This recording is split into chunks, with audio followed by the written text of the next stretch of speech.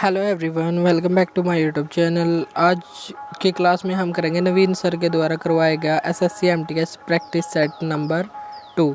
तो इसमें हम हैंड रिटन नोट्स का रिवीजन करेंगे और इस क्लास के पीडीएफ के लिए हमारा डिस्क्रिप्शन बॉक्स में व्हाट्सएप नंबर दिया गया है, तो वहां से कॉन्टैक्ट करके इस क्लास की पीडीएफ ले सकते हैं। चलिए तो देर न करते हुए हम हमारी क्लास को शुरू करते हैं। और आज की क्लास में होने वाले हैं 33 यानी कि 33 क्वेश्चन जो हिस्ट्री, पॉलिटिकल साइंस, साइंस और करंट अफेयर्स से संबंधित होने वाले हैं। तो आज का हमारा फर्स्ट क्वेश्चन है, किस नृत्य को सादिर अट्टम कहा जाता है? सादिर का मतलब होता है मंदिरों से संबंधित। तो भरतनाट्यम जो क्लासिकल डांस है, जो तमिलनाडु का है, इसको सादिर अट्टम कहा जाता है। इसे अग्नि नृत्य या फायर डांस भी कहते हैं और इसे दासी अट्टम भी कहा जाता है। मोहिनी अट्टम कहाँ से संबंधित है? केरल से। और कथकली यह भी केरल से संबंधित है। कथकली में आँखों का संचालन किया जाता है। और मोहिनी यह अधिकतर एक्ट्रेस के द्वारा किया जाने वाला नृत्य है। मोहिनी का अर्थ होता है सुंदर स्त्री, यानी कि सुंदर महिला के द्वारा किया जाने वाला नृत्य कहलाता है मोहिनी अट्टम। कुचिपुड़ी आंध्र प्रदेश राज्य से संबंधित नृत्य है। भरतनाट्यम के पहले स्टेप को क्या कहा जाता है? तो इसके पहले स्टेप को कहा जाता है अलारिपू और जो अंतिम स्टेप होता है उसको कहते हैं तिल्लाना या थिल्लाना। तांडव नृत्य और लास्य नृत्य किसको कहा जाता है? तांडव का मतलब है गति और लय और लास्य का मतलब है भाव और रस। इन दोनों को तांडव और लास्य किसको कहा जाता है? भरतनाट्यम क्लासिकल डांस को कहा जाता है। और सबसे पुराना क्लासिकल डांस कौन सा है? तो यह है भरतनाट्यम जो लगभग 2000 वर्ष पुराना है। 1910 में ब्रिटिश सरकार के द्वारा इसको बैन भी कर दिया गया था। तो भरतनाट्यम को बैन कब किया गया था? 1910 में। और इसको पुनर्जीवित किसके द्वारा किया गया? भारत के पहले प्रधानमंत्री जवाहरलाल नेहरू के द्वारा किया गया, उनके कार्यकाल के दौरान। नेक्स्ट है हमारा सेकंड क्वेश्चन, लाहो नृत्य शैली का संबंध किस राज्य से है? तो लाहो का मतलब है मेघालय राज्य से संबंधित त्योहार। और मेघालय राज्य से संबंधित अन्य त्योहार कौन कौन से हैं? तो ये है वांगला जिसे 100 ड्रम फेस्टिवल कहा जाता है, नोंग क्रेम, बेहदीन खलम, साद सुकमिनसिम, राभा, दोरसगाटा डांस इत्यादि डांस से संबंधित है मेघालय राज्य से संबंधित। लाहो, वांगला, नोंगक्रेम, साद सुकमिनसिम, राभा और दोरसेगाटा। मणिपुर के डांस कौन कौन से हैं? तो यह थांगटा, पुंग चोलम क्या होता है? मणिपुरी क्लासिकल डांस का जो भाग मेल वर्ग या पुरुष के द्वारा किया जाता है उसे कहते हैं चोलोम। तो चोलोम कीवर्ड किससे रिलेटेड हो जाएगा? मणिपुर राज्य से रिलेटेड हो जाएगा। सिक्किम से संबंधित नृत्य कौन सा है? सिंघी, छम और मारूनी। और केरल से संबंधित है ओट्टम, थुलाल और काली अट्टम, ओट्टम, थुलाल इत्यादि। हरशंकर भट्टाचार्य का संबंध किससे है? तो इनका संबंध है सितार से। और सितार से ही संबंधित है पंडित रविशंकर, जिनको ग्रैमी अवार्ड प्रदान किया गया था। और ये ग्रैमी अवार्ड पाने वाले पहले भारतीय बन गए थे, जिनको 1968 में पहले भारतीय को ग्रैमी अवार्ड दिया गया था। और इनके एल्बम का नाम था वेस्ट मीट्स ईस्ट। और इनको भारत रत्न का भी दिया गया था 1999। 1999 में इनको भारत रत्न दिया गया था। और भारत रत्न पाने वाले दूसरे संगीतज्ञ बने थे। और पहले संगीतज्ञ कौन थी? 1998 में MS सुब्बुलक्ष्मी को। और लता मंगेशकर को सन 2001 और बिस्मिल्लाह खान को भी सन 2001 में भारत रत्न दिया गया था। ग्रैमी अवार्ड पाने वाली पहली भारतीय महिला कौन है? तो पहली भारतीय महिला हैं तन्वी शाह, जिनको सन 2010 में ग्रैमी अवार्ड दिया गया था। और ग्रैमी अवार्ड को संगीत का नोबेल अवार्ड भी कहा जाता है। अनुष्का शंकर किससे संबंधित है? सितार से। और सितार से संबंधित अन्य महत्वपूर्ण कलाकार कौन कौन है? अनुष्का शंकर पंडित रविशंकर की बेटी का नाम है। निखिल बैनर्जी, विलायत खान, बंदे हसन, शाहिद परवेज, इन सभी का संबंध है सितार से। वायलिन वादक कौन है? एन राजन है। संतूर से संबंधित है शिव कुमार शर्मा और भजन सोपोरी। सारंगी से संबंधित है शकूर खान, इलियाज खान और बुंदू खान। यदि बूंद गिरती है तो सारे पर गिरती है। और यदि शक्कर हम ज़्यादा खाते हैं तो उसका सारा इलाज करवाना चाहिए। तो ये है इसकी ट्रिक। तो सगुर खान और इलियाज खान, इनका संबंध है सारंगी से।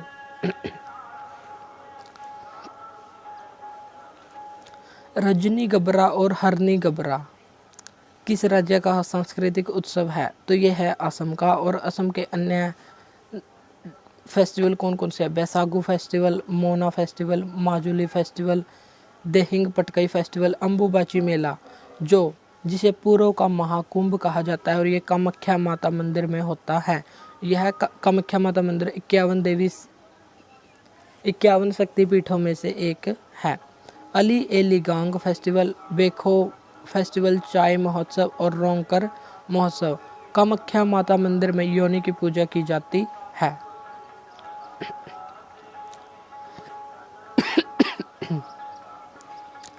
नेक्स्ट है फिफ्थ, पैतकर पेंटिंग के अद्वितीय सांस्कृतिक प्रतीक हैं। तो ये किस राज्य से संबंधित है? पैतकर पेंटिंग, इसका संबंध है झारखंड राज्य से। और बिहार से संबंधित कौन कौन से? जाडो, पटिया, पिथौरा, अथिया पेंटिंग, इनका संबंध है गुजरात से। और बिहार से संबंधित है जादव पटिया। वारली पेंटिंग, यह कहाँ से संबंधित है? महाराष्ट्र से। चिकनकारी चित्रकारी उत्तर प्रदेश से। उत्तर प्रदेश के भी लखनऊ से संबंधित है। लघु और फड़ पेंटिंग, इनका संबंध है राजस्थान से। तंजौर और कोल्लम पेंटिंग, इनका संबंध है तमिलनाडु राज्य से। चेरियल पेंटिंग, यह है तेलंगाना से संबंधित। और मुगलू और कलमकारी पेंटिंग, इनका संबंध है आंध्र प्रदेश राज्य से।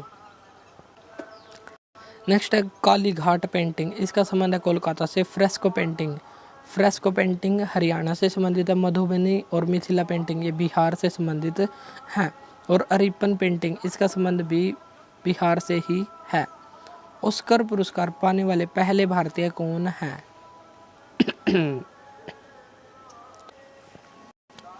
ऑस्कर पाने वाले पहले भारतीय हैं भानु अथैया, जिनको 1983 में गांधी फिल्म के कॉस्ट्यूम डिजाइनिंग के लिए भानु अथैया को ऑस्कर अवार्ड मिला था। और गांधी फिल्म के डायरेक्टर का नाम था रिचर्ड एटनब्रो। इसमें गांधी की भूमिका निभाई थी ब्रेन किंग्सले ने। और कस्तूरबा गांधी, जो गांधी जी की पत्नी थी, उनकी भूमिका निभाई रोहिणी के द्वारा। ऑस्कर अवार्ड्स को कब शुरू किया गया था? 16 मई 1929 को शुरू किया गया। सत्यजीत रे को 1992 में ऑस्कर अवार्ड दिया गया था। और ये पहले पुरुष भारतीय बन गए थे जिनको ऑस्कर अवार्ड मिला। तो पहला ऑस्कर किसको मिला था? भानु अथैया को 1983 में। ये एक महिला थी। सत्यजीत रे बंगाली फिल्म डायरेक्टर है। और इनकी पुस्तक का नाम है छोटो चिलम। AR रहमान, रसूल पुकुट्टी और गुलजार, इन तीनों को 2009 में ऑस्कर अवार्ड दिया गया। और सन 2023 में नाटू नाटू सॉन्ग, जो RRR फिल्म का था और इसके कंपोजर थे MM किरवानी, इनको ऑस्कर अवार्ड दिया गया। और एक short documentary film the elephant whispers, इसको भी सन 2023 में ऑस्कर अवार्ड दिया गया था। ऑस्कर अवार्ड का संबंध है फिल्म क्षेत्र से। और इसको academy of picture motions arts and sciences के द्वारा प्रदान किया जाता है। और पहली बार इसको हॉलीवुड के कोडेट थिएटर, जो अमेरिका में है, यहाँ पर प्रदान किया गया था। और सर्वाधिक ऑस्कर विजेता व्यक्ति का नाम है वाल्ट डिज्नी। और सर्वाधिक ऑस्कर विजेता मूवीज़ जिनको 11 ऑस्कर मिले हैं, तो इनका नाम है, ये 3 मूवीज़ हैं, Titanic, the Lord of the rings और बेन हूर मूवीज़। तो इन सभी 3 मूवीज़ को 11-11 ऑस्कर, जो सर्वाधिक ऑस्कर मिले हैं। दुनिया का सबसे पुराना टेनिस टूर्नामेंट का नाम क्या है? तो सबसे पुराना है विंबलडन, जो 1877 में शुरू हुआ था। US ओपन 1881 में शुरू हुआ। फ्रेंच ओपन 1891 में। और ऑस्ट्रेलियन ओपन सबसे नवीनतम टेनिस ग्रैंड स्लैम है, जो 1905 में शुरू हुआ। और वर्ष में होने का क्रम क्या है? तो वर्ष के प्रारंभ में होता है ऑस्ट्रेलियन ओपन, दूसरे पर होता है फ्रेंच ओपन, तीसरे पर होता है विंबलडन, जो सबसे पुराना है, और थर्ड पर होता है US ओपन, जो साल के अंत में जिसका आयोजन करवाया जाता है। भारत ने किस वर्ष राष्ट्रमंडल खेलों की मेजबानी की थी? तो भारत ने एकमात्र एक ही बार राष्ट्रमंडल खेलों का मेजबानी की थी सन 2010 में। और इनका आयोजन किया गया था नई दिल्ली में।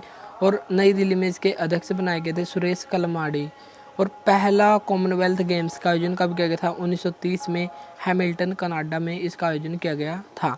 और दूसरी बार 1934 में जब आयोजन किया गया था, तो भारत ने इसमें भाग लिया था। और भारत के द्वारा पहला मेडल राशिद अनवर के द्वारा कुश्ती में ब्रॉन्ज मेडल जीता गया था। तो कॉमनवेल्थ में भारत का पहला मेडल कब आया था? तो भारत का पहला मेडल आया था राशिद अनवर के द्वारा कुश्ती में ब्रॉन्ज मेडल आया था। 2022 में इनका आयोजन बर्मिंघम इंग्लैंड में किया गया और भारत की रैंक 4th थी। भारत ने इसमें 61 पदक जीते जिनमें से 22 गोल्ड मेडल थे। 2026 में कॉमनवेल्थ गेम्स का आयोजन ऑस्ट्रेलिया के विक्टोरिया नामक स्थान पर किया जाएगा और सन 2030 में हैमिल्टन कनाडा में इसका आयोजन किया जाएगा 100वीं वर्षगांठ के उपलक्ष्य में। The ministry of utmost happiness नामक पुस्तक किसके द्वारा लिखी गई है? तो यह लिखी गई है अरुंधति रॉय के द्वारा और अरुंधति रॉय की एक महत्वपूर्ण पुस्तक है मामूली चीज़ों का देवता या गॉड ऑफ स्मॉल थिंग्स, जिसके लिए 1997 में इनको बुकर प्राइज भी प्रदान किया गया है और बुकर प्राइज लेने वाली ये पहली भारतीय बन गई हैं। और इनके अन्य महत्वपूर्ण रचनाएं कौन कौन सी हैं? Azadi, the cost of living, the end of imagination, walking with the comrades, the doctor and the saint, my seditious heart. और बुकर प्राइज विजेता ये पहली भारतीय महिला हैं और इनको अभी हाल ही में सन 2024 का पेन पिंटर अवार्ड भी दिया गया है। तो ये भी हमको ध्यान रखना है कि इनको पेन पिंटर अवार्ड भी दिया गया है सन 2024 में। बुकर प्राइज को कब शुरू किया गया था? 1969 में, लेकिन पहली बार किसी भारतीय को कब दिया गया था? 1997 में दिया गया था। इंटरनेशनल बुकर प्राइज यह कब शुरू किया गया था? सन 2005 में शुरू किया गया था। भगवान महावीर ने मोक्ष प्राप्त किया तो कहाँ से प्राप्त किया? पावापुरी, जिसे अप्पापुरी भी कहा जाता है और इसका अर्थ है पाप रहित नगरी।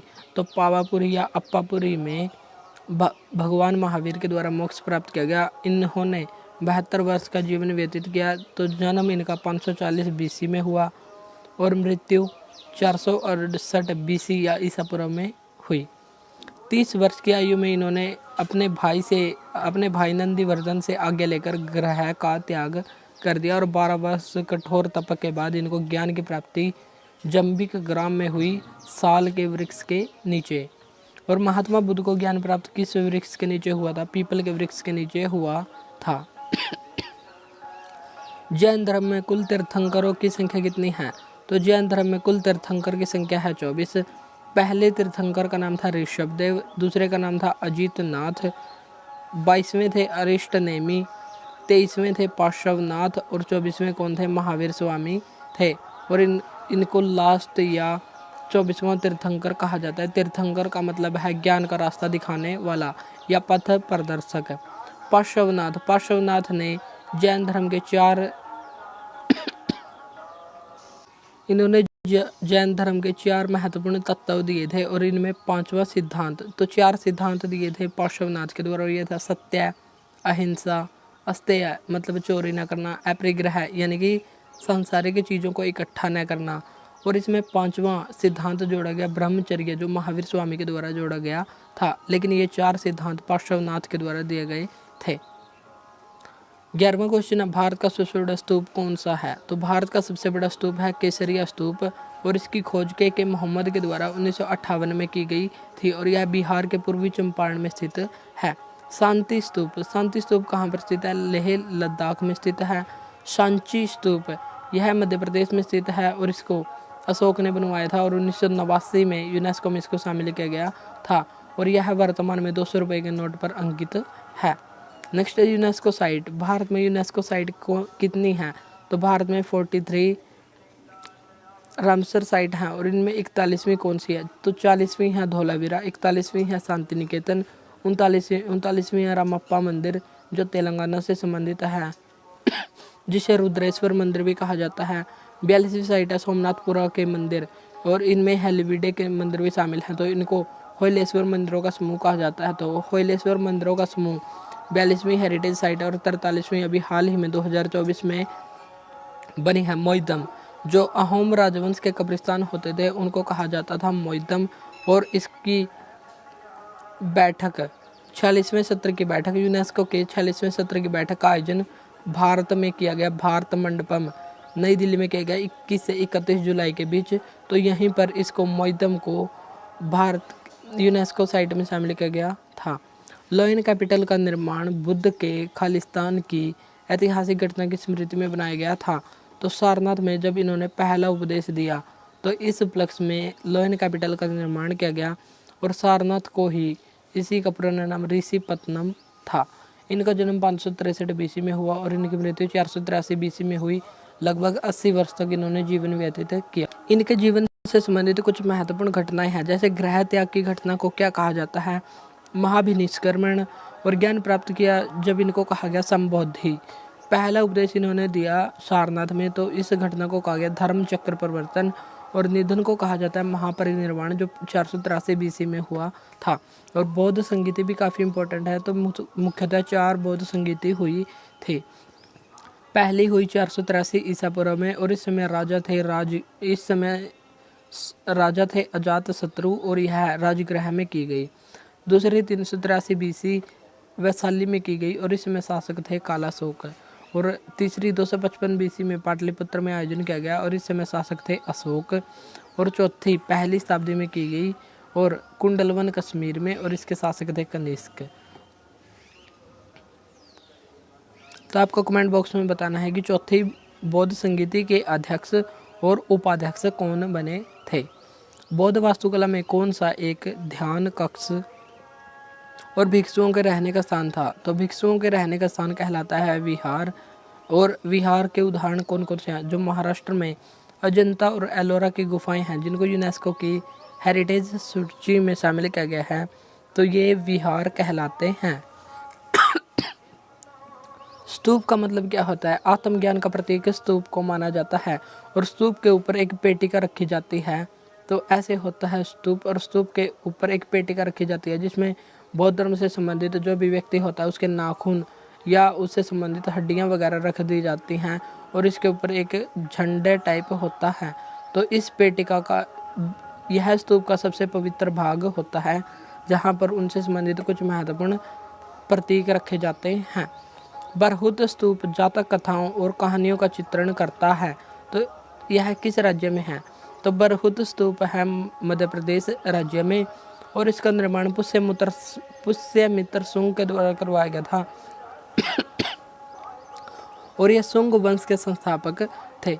जातक कथाएं, इनकी संख्या होती है 549, और जातक कथाओं को महात्मा बुद्ध से पूर्व जन्म की कथाएं कहा जाता है।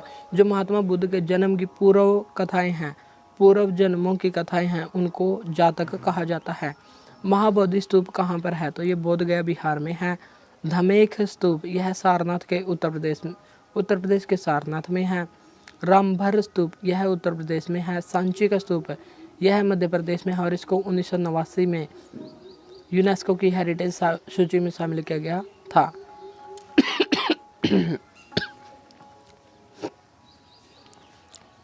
भारत में एकल नागरिकता का सिद्धांत कहाँ से लिया गया है, तो यह लिया गया है इंग्लैंड से, और यह भारतीय संविधान के भाग 2 में वर्णित है। भाग 2 में है नागरिकता, जो अनुच्छेद 5 से 11 तक है। नागरिकता पर कानून बनाने का अधिकार भारतीय संसद को प्राप्त है।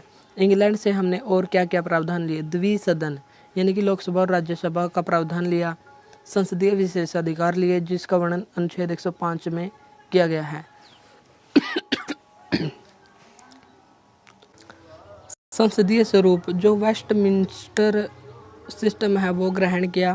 कैबिनेट प्रणाली, भाग 3, और तो ये सभी हमने इंग्लैंड से ग्रहण किया। और भाग 3 में है मूल अधिकार, जो अनुच्छेद 12 से 35 तक हैं। तो और यह प्रावधान हमने लिया अमेरिका से। भाग 4 में है DPSP, directive principles of state policy, यानी कि राज्य के नीति निर्देशक तत्व, जो आयरलैंड से हमने लिए हैं। भाग 4 में 36 से 51 अनुच्छेद में हैं।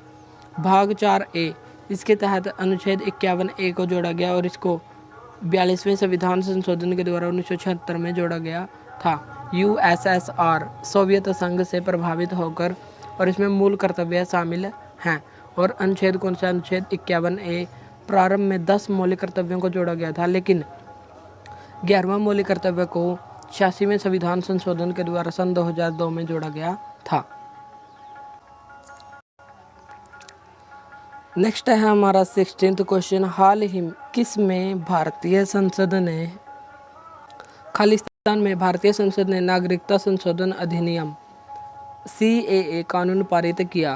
तो कब पारित किया? दिसंबर 2019 में पारित किया और यह लागू 30 दिसंबर 2019 को हुआ। सबसे पहले हम देखेंगे कि नागरिकता अधिनियम किस वर्ष से संबंधित है। तो यह संबंधित है 1955 के से, और इसमें पहला संशोधन 1986 में हुआ, फिर हुआ इसमें 1992 में संशोधन, फिर 2003, 2005, 2015 और लास्ट में हुआ दिसंबर 2019 में संशोधन। और यह संशोधन 11 दिसंबर 2019 को संसद में पारित हुआ और यह 30 दिसंबर 2019 को लागू हो गया था। ऐसी परिस्थिति के अंत से संबंधित अनुच्छेद कौन सा है? तो इससे संबंधित अनुच्छेद 17 और विधि के समक्ष संरक्षण, विधि के समान संरक्षण की बात कही गई है अनुच्छेद 14 में। इसमें कहा गया विधि के समक्ष समानता, और यह एकमात्र अनुच्छेद है जो 2 देशों से प्रेरित है, इंग्लैंड और अमेरिका। अमेरिका में प्रावधान किया गया है विधि के समान संरक्षण, और इंग्लैंड का संविधान का प्रावधान है विधि के समक्ष समानता। अनुच्छेद 15, इसका संबंध किससे है? इसमें भेदभाव पर रोक लगाई गई है, जैसे धर्म, जाति, वंश, लिंग और जन्म स्थान के आधार पर कोई भी भेदभाव नहीं किया जाएगा। अनुच्छेद 16, इसमें लोक नियोजन के अवसर पर समानता का वर्णन किया गया है। अनुच्छेद 18, इसमें उपाधियों के अंत के बारे में बताया गया है और इसके अपवाद हैं सैन्य और शिक्षा संबंधी उपाधि। भारत रत्न, इनको 1954 में शुरू किया गया था, लेकिन जब जनता पार्टी की सरकार 1977 में आई तो इन्होंने पद्म पुरस्कार को उपाधि का नाम देकर इनको बैन कर दिया, इनको बंद कर दिया। लेकिन जब दोबारा 1980 में कांग्रेस की सरकार आई तो इनको दोबारा शुरू किया गया था 1980 में, और 1980 में भारत रत्न और पद्म विभूषण, पद्म भूषण और पद्मश्री, तो इन सभी पुरस्कारों को दोबारा से शुरू किया गया था। तो ये भी एक बार बैन हो चुके थे अनुच्छेद 18 के तहत।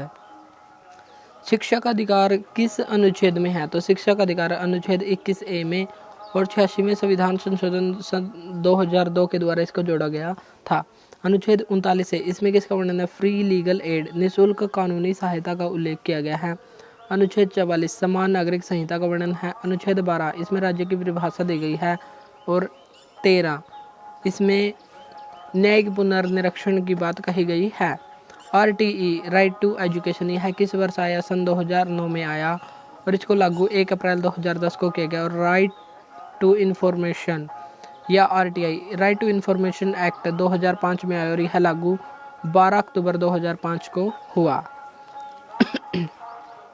नेक्स्ट है 19वां क्वेश्चन, ये ज्योग्राफी का क्वेश्चन है। शुक्र की तरह कौन सा ग्रह पूर्व से पश्चिम की ओर घूमता है? तो हमारे सौरमंडल के 2 ही ग्रह हैं जो पूर्व से पश्चिम घूमते हैं, और इनको हम याद कर सकते हैं UV। यू से हो गया यूरेनस और वी से हो गया विनस। यूरेनस का मतलब है अरुण, विनस का मतलब है शुक्र। तो शुक्र और अरुण ये दोनों ग्रह पूर्व से पश्चिम की ओर घूमते हैं, और अरुण ग्रह साइज में तीसरा सबसे बड़ा ग्रह है और ये पृथ्वी से लगभग 63 गुना बड़ा है। सबसे बड़ा ग्रह कौन सा है? बृहस्पति, उससे छोटा। चलिए तो हम घटते क्रम में ग्रहों को देख लेते हैं।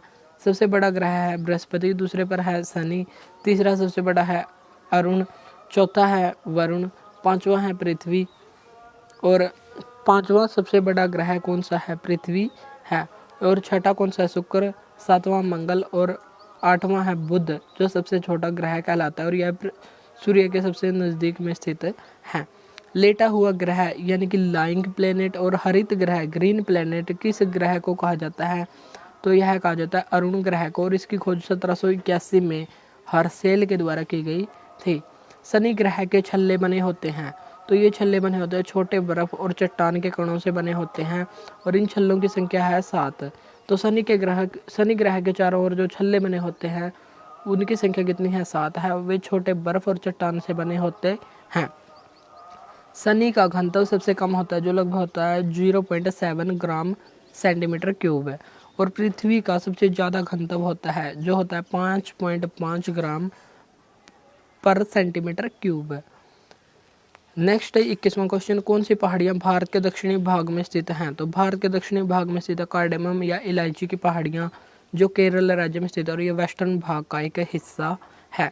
अन्नामलाई पहाड़ी ये केरल और तमिलनाडु दोनों में स्थित है और यहीं पर हाथी पर्वत स्थित है। नीलगिरी की पहाड़ी कहाँ पर स्थित है? नीलगिरी की पहाड़ी और पलानी की पहाड़ी ये तमिलनाडु राज्य में स्थित है। नल्ला मलाई की पहाड़ी कहाँ पर स्थित है? नल्ला मलाई की पहाड़ियाँ आंध्र प्रदेश राज्य में, और अनाईमुड़ी पहाड़ी ये केरल राज्य में स्थित है और इसकी हाइट है 2695 मीटर है। और यह प्रायद्वीपीय भारत या दक्षिण भारत की सबसे ऊंची चोटी है जो पश्चिमी घाट में मिलती है। डोडा बेटा कहाँ पर स्थित है? डोडा बेटा पहाड़ी यह तमिलनाडु में स्थित है और इसकी हाइट है 2637 मीटर। धूपगढ़ चोटी जो मध्य प्रदेश में स्थित है यह इसकी ऊंचाई कितनी है? 1352 मीटर। गुरु शिखर इस चोटी की ऊंचाई कितनी है? जो राजस्थान में है 1722 मीटर। और कंचनजंगा सिक्किम में स्थित है और इसकी ऊंचाई है 8586 मीटर। और यह भारत की दूसरी सबसे ऊंची चोटी है। विश्व की सबसे ऊंची चोटी कौन सी है? ये है सागरमाथा और इसे माउंट एवरेस्ट भी कहा जाता है और इसकी ऊंचाई है 8848 मीटर। माउंट केटू इसे गॉडविन ऑस्टिन भी कहा जाता है और यह है दुनिया की दूसरी सबसे ऊंची चोटी। और भारत की सबसे ऊंची चोटी पीओके में स्थित है जिसकी ऊंचाई है 8611 मीटर। पहाड़ी श्रृंखला पश्चिम से पूर्व क्रम में लगाइए। तो पश्चिम होता है इंडिया का ये हिस्सा और पूर्व होता है गुजरात वाला हिस्सा। तो पश्चिम में है गारो, फिर आती है खासी, फिर जयंतिया और फिर नागा पर्वत श्रृंखला। मेघालय ये सभी गारो, खासी और जयंतिया ये कहाँ पर स्थित है? मेघालय में। और मेघालय में सर्वाधिक वर्षा मासिनराम में होती है। मासिनराम किन पहाड़ियों पर स्थित है? तो ये खासी पहाड़ी में स्थित है। समस्थानिकों की संख्या किसके समान होती है? तो समस्थानिकों की संख्या प्रोटॉन के समान होती है। प्रोटॉन और इलेक्ट्रॉन इनको जेड से डिनोट किया जाता है। जैसे 7n14 है तो यहाँ पर 14 है ए और जो 7 है उसको जेड से डिनोट करते हैं और इसको परमाणु क्रमांक कहते हैं और ये परमाणु भार होता है। जैसे 1H1 इसे कहते हैं प्रोटियम, 1H2 इसे कहते हैं ड्यूटेरियम और 1H3 इसे कहते हैं ट्रीटियम। जब परमाणु क्रमांक समान होते हैं तो यहाँ पर नीचे परमाणु क्रमांक समान है तो इनको कहा जाता है समस्थानिक या आइसोटोप्स। और जिनके परमाणु भार बराबर होते हैं जैसे 6C14 ये है परमाणु भार और 7N14 परमाणु भार समान हो तो उसे कहते हैं आइसोबार्स या समभारिक। सम का मतलब है समान, भारिक का मतलब है वजन, जो इनका भार है वो समान है तो इनको कहते हैं समभारिक। और आइसोटोन्स या सम न्यूट्रॉनिक जिसमें न्यूट्रॉन की संख्या समान होती है जैसे 1H3 और 2He4। यदि हम ए में से जेड को घटा दें या 3 में से 1 को घटा दें तो 2 और यहाँ पर 4 में से 2 को घटाते हैं तो 2। तो जब सम न्यूट्रॉन की संख्या समान हो तो उसे कहते हैं सम न्यूट्रॉनिक या आइसोटोन्स। नेक्स्ट है हमारा 24वां क्वेश्चन, सल्फर का परमाणु क्रमांक क्या है? तो इसका परमाणु क्रमांक है 16। 15 किसका है? फास्फोरस का। जैसे हाइड्रोजन का 1, हीलियम का 2, लिथियम का 3। ऐसे ही 14 किसका है? सिलिकॉन का जिसे SI से डिनोट किया जाता है। और 18 है ऑर्गन का, AR से डिनोट करते हैं। और क्लोरीन Cl से डिनोट करते हैं और इसका है 17। और Na सोडियम का है 11। तो ये महत्वपूर्ण तत्व हमको ध्यान रखने हैं। कौन सा एल्यूमिनियम का आयस्क है? तो एल्यूमिनियम का आयस्क है क्रायोलाइट और बॉक्साइट, दोनों ही एल्यूमिनियम के आयस्क हैं। लोहे का आयस्क कौन कौन सा होता है? तो ये होता है हेमेटाइट और मैग्नेटाइट। क्यूप्राइट किसका आयस्क है? तो ये Cu कॉपर या तांबा का आयस्क है। पिच ब्लेड किसका आयस्क है? तो ये यूरेनियम का आयस्क है और इसका परमाणु क्रमांक 328 है। सिनेकर किसका आयस्क है? तो ये Hg या मरकरी का है। बोरेक्स सोडियम का है। गैलेना Pb लेड का है। मिलेराइट यह निकल का आयस्क है जिसे Ni से डिनोट करते हैं। शरीर में प्रोटीन का पाचन कहाँ से शुरू होता है? तो शरीर में प्रोटीन का पाचन आमाशय में शुरू होता है और आमाशय में एक एंजाइम होता है पेप्सिन। पेप्सिन एंजाइम के द्वारा इसका पाचन शुरू होता है। और प्रोटीन 51 अमीनो अम्ल से बना होता है। एंगस्ट्रोम को कहते हैं 10⁻⁻10 मीटर जो तरंग दैर्घ्य मापने की इकाई है। तो कल की क्वेश्चन में ये आंसर छूट गया था। तो एंगस्ट्रॉम किसका मात्रक है? तो ये तरंग दैर्घ्य का मात्रक है। और प्रकाश में 7 रंग होते हैं जिनको हम विबग्योर से याद कर सकते हैं। लार में कौन सा एंजाइम पाया जाता है? तो लार में पाया जाता है टाइलिन। टाइलिन जो प्रोटीन को तोड़ता है। एमाइलेज यह स्टार्च को ग्लूकोज में तोड़ता है। पेप्सिन प्रोटीन का पाचन करता है। लाइपेज लिपिड या वसा का पाचन करता है। और इंसुलिन ग्लूकोज को कंट्रोल करता है। जो ब्लड में ग्लूकोज होती है उसे ब्लड शुगर कहा जाता है या शर्करा कहा जाता है। और ब्लड शुगर को कंट्रोल करने का कार्य इंसुलिन करता है। और इंसुलिन हार्मोन अग्नाशय ग्रंथि की बीटा कोशिका से निकलता है। आरबीआई का राष्ट्रीयकरण कब किया गया था? तो आरबीआई का राष्ट्रीयकरण किया गया था 1 जनवरी 1949 को। चलिए तो हम आरबीआई से संबंधित सभी क्वेश्चनों को एक बार ध्यान से देख लेते हैं। आरबीआई से संबंधित अधिनियम किस वर्ष आया? 1934 में। और इसकी स्थापना 1 अप्रैल 1935 को शाही आयोग या यंग हिल्टन आयोग की सिफारिश पर की गई थी। प्रारंभ में इसका मुख्यालय कोलकाता में था, लेकिन 2 ही वर्ष बाद यानी कि 1937 में इसका मुख्यालय मुंबई में स्थानांतरित कर दिया गया। और इसके लिए प्रारंभिक बजट या प्रारंभिक पूंजी कितनी थी? 5 करोड़ थी। और इसका प्रतीक चिन्ह में ताड़ का वृक्ष और रॉयल बंगाल टाइगर स्थित है। और इसके पहले गवर्नर का नाम था ओस्मान स्मिथ। और पहले भारतीय गवर्नर का नाम था सीडी देशमुख, जो 1943 से 1949 तक रहे। यानी कि भारत की स्वतंत्रता के समय कौन आरबीआई के गवर्नर थे? सीडी देशमुख थे। और 1 रुपए के नोट को छोड़कर सभी नोट को कौन जारी करता है? आरबीआई। और आरबीआई गवर्नर के साइन इस पर होते हैं। और वर्तमान में आरबीआई के गवर्नर कौन है? शक्तिकांत दास हैं। और 1 रुपए का नोट वित्त मंत्रालय के द्वारा जारी किया जाता है और इस पर साइन वित्त सचिव के किए जाते हैं। तो 1 रुपए का नोट वित्त सचिव के साइन और 1 रुपए को छोड़कर सभी नोट आरबीआई गवर्नर के साइन होते हैं। आरबीआई की मौद्रिक नीति का प्रारंभिक उद्देश्य क्या है? तो आरबीआई की एक मौद्रिक नीति समिति है जिसे एमपीसी मॉनेटरी पॉलिसी कमेटी कहा जाता है। और इसका कार्य होता है मूल्य स्थिरता या महंगाई को कंट्रोल करना। और इसकी स्थापना 27 जून सन 2016 को की गई। और इसमें 6 सदस्य होते हैं। इसमें 3 सदस्य आरबीआई से और 3 सदस्य सेंट्रल गवर्नमेंट से होते हैं। और इसमें आरबीआई गवर्नर भी शामिल होते हैं। आरबीआई का केंद्रीय निदेशक मंडल में कितने सदस्य होते हैं? 21। और इसका कार्यकाल होता है 4 वर्ष का। जीएसटी काउंसिल की अध्यक्षता कौन करता है? तो जीएसटी काउंसिल की अध्यक्षता करता है वित्त मंत्री। और जीएसटी काउंसिल की सदस्य संख्या कितनी होती है? 33। और जीएसटी नंबर में अंक कितने होते हैं? तो इसमें 15 अंक होते हैं। जैसे आधार कार्ड के 12 अंक होते हैं, मोबाइल के 10 अंक होते हैं, वैसे ही जीएसटी नंबर में कितने अंक होते हैं? 15 अंक होते हैं। और इसको कहते हैं GSTIN। जीएसटी का मतलब है गुड्स एंड सर्विस टैक्स और IN का मतलब है आइडेंटिफिकेशन नंबर। तो जीएसटी आइडेंटिफिकेशन नंबर कितने नंबर का होता है? तो यह 15 अंक का होता है। और जीएसटी काउंसिल का वर्णन संविधान के अनुच्छेद 279 में किया गया। और जीएसटी यदि सिंपल जीएसटी पूछा जाए तो इसका वर्णन 246A में किया गया है। जीएसटी काउंसिल के पहले अध्यक्ष कौन थे? तो ये थे अरुण जेटली। जब 2016 में इसकी अधिसूचना दी गई थी तो उस समय वित्त मंत्री थे सन 2016 में अरुण जेटली। और इसका गठन की अधिसूचना 12 सितंबर 2016 को दी गई थी। और इसके वर्तमान अध्यक्ष निर्मला सीतारमण। राष्ट्रीय सीमा शुल्क और जीएसटी संग्रहालय कहाँ पर स्थित है? तो जीएसटी म्यूजियम ये है गोवा में स्थित। और जीएसटी 3 प्रकार का होता है, मुख्यतः 3 प्रकार का, वैसे 4 प्रकार का होता है। और ये 3 प्रकार है CGST यानी कि central GST, SGST state GST, IGST integrated जब एक राज्य से दूसरे राज्य में भेजा जाता है जब वो टैक्स लगता है उसे कहते हैं IGST इंटीग्रेटेड जीएसटी। और एक होता है UGST जो यूटी में लगता है उसे कहते हैं UGST। पेरिस ओलंपिक 2024 में भारत पदक तालिका में किस स्थान पर रहा? तो भारत पेरिस ओलंपिक में 71वें स्थान पर रहा। और इसमें पहले स्थान पर अमेरिका, दूसरे स्थान पर चीन और तीसरे स्थान पर जापान रहा।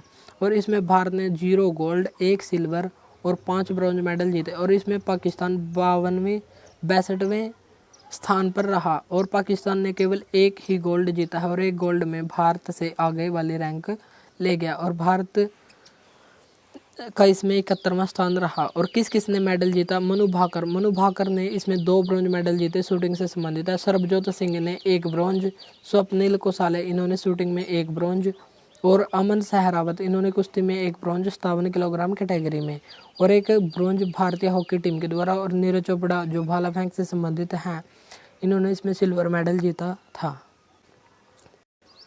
भारतीय हॉकी टीम ने पेरिस ओलंपिक में ब्रॉन्ज मेडल जीता। तो इस टीम के कप्तान कौन थे? इस टीम के कप्तान थे हरमनप्रीत सिंह, और गोल कीपर का नाम था PR श्रीजेश, और कोच का नाम था क्रेग फुलटन। और इसमें भारत ने 2-1 से स्पेन को हराया और ब्रॉन्ज मेडल जीत लिया। और इसमें भारत ने ऑस्ट्रेलिया को भी हराया। 52 वर्षों के बाद 2024 में भारत ने ऑस्ट्रेलिया को हराया। इससे पहले ऑस्ट्रेलिया को 1972 के म्यूनिख जर्मनी में हराया था। हॉकी के द्वारा ओलंपिक में कितने गोल्ड जीत लिए गए हैं? अब तक 8 गोल्ड जीत लिए गए हैं।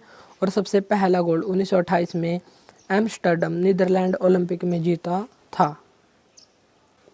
और दूसरा गोल्ड 1932, फिर 1936, 1940 और 44 में वर्ल्ड वॉर के कारण ओलंपिक नहीं हुए थे। फिर 1952, 1956 में, और फिर 1964, और लास्ट गोल्ड 1980 के मॉस्को ओलंपिक में जीता था। नेक्स्ट है 33वां क्वेश्चन। हाल ही में किस राज्य ने उपस्थिति पोर्टल को लॉन्च किया है? तो उपस्थिति पोर्टल को लॉन्च किया छत्तीसगढ़ राज्य ने, जो एजुकेशन से रिलेटेड है। चलिए अब हम कुछ पोर्टल देख लेते हैं। आइडियाज़ फॉर लाइफ पोर्टल, यह किसने लॉन्च किया है? पर्यावरण मंत्रालय ने। PM सूरज पोर्टल सामाजिक न्याय और अधिकारिता मंत्रालय के द्वारा। सुस्वागतम पोर्टल सुप्रीम कोर्ट के द्वारा लॉन्च किया गया है। सुप्रीम कोर्ट इसका वर्णन संविधान के किस भाग में है? तो भाग 5 में इसका वर्णन किया गया है, और अनुच्छेद 124 में इसका वर्णन किया गया है। अनुच्छेद 129 के तहत सुप्रीम कोर्ट एक अभिलेख न्यायालय है। E-केयर पोर्टल किसने लॉन्च किया है? स्वास्थ्य परिवार कल्याण मंत्रालय के द्वारा। प्रवाह पोर्टल RBI के द्वारा। प्रवाह सॉफ्टवेयर इसरो के द्वारा शुरू किया गया है। इसरो की स्थापना 15 अगस्त 1969 को हुई थी, और इसके पहले अध्यक्ष विक्रम साराभाई थे, लेकिन वर्तमान अध्यक्ष हैं S सोमनाथ। UPSC की नई अध्यक्ष हाल ही में कौन बनी है? तो UPSC की नई अध्यक्ष बनी है प्रीति सूदन, और ये पहली महिला अध्यक्ष हैं UPSC। इसकी स्थापना 1926 में ली कमीशन की सिफारिश पर की गई थी, और 1935 में इसका नाम PSC से UPSC किया गया था 1935 में, और यूनियन पब्लिक सर्विस कमीशन इसकी फुल फॉर्म है। इसका वर्णन संविधान के अनुच्छेद 315 से 323 के बीच है। केंद्रीय बजट 2024-25 में बिहार में विभिन्न योजनाओं के लिए कितने करोड़ रुपए का बजट ऐलान किया गया है? तो बिहार के लिए बजट का ऐलान किया गया है 59,000 करोड़ रुपए। और इसमें टॉप 2 योजना जो सर्वाधिक खर्च वाली हैं वे कौन कौन सी हैं? PM गरीब कल्याण योजना जो 2,05,250 करोड़ रुपए की है, और मनरेगा योजना 86,000 करोड़ रुपए की योजना है। और टॉप 2 मंत्रालय जिनको सर्वाधिक पैसा मिला, तो सबसे पहले मिला रक्षा मंत्रालय को 4,54,000 करोड़ रुपए, और ग्रामीण विकास मंत्रालय को 2,65,000 करोड़ रुपए। और इसमें भारत का राजकोषीय घाटा कितना रहा? इसमें भारत का राजकोषीय घाटा रहा GDP का 4.9%, जो लगभग होता है 16 लाख करोड़ रुपए। राजस्व घाटा रहा GDP का 1.8%, जो होता है 5.8 लाख करोड़ रुपए।